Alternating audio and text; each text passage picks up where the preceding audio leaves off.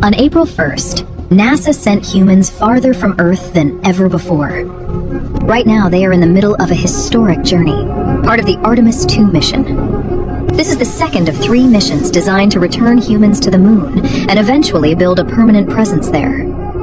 After launch, the crew entered a high orbit around Earth. At this very moment, they are testing every critical system inside the Orion spacecraft: life support, navigation, and communication. Well, first and foremost, we all wanted to give a shout out to our families first, because we are pretty far from Earth and we have not gotten to say hi to them yet.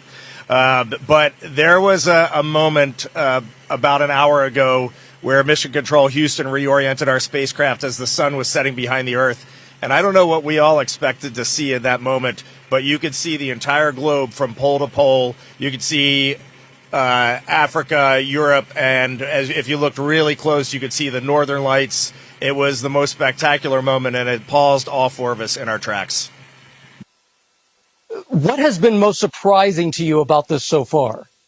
Well, I think probably one of the things that surprised all of us is when those solid rocket boosters actually lit and we left the pad. It was just a moment of disbelief, and yeah, the fact that we launched, it just totally takes you by surprise, even though you're expecting it, at least for me anyway. And I just had a huge smile across my face. What do you want to tell Americans here at home who are watching this right now? They're quite amazed at the fact that you are speaking to us on the way to the moon right now. What do you want to tell them about this particular mission and why it's so important? First and foremost, I would just like to say thank you. Your support and trust in us has enabled this, and so many people that have worked for so long to make this possible. But also, we're just getting started. You know, we've worked really hard, and even though we were a little surprised to actually launch yesterday, we have a lot of mission left ahead of us. And so I really want to tell them, stay tuned and keep tabs on what's going on. NASA's doing a great job of communicating all the things to come.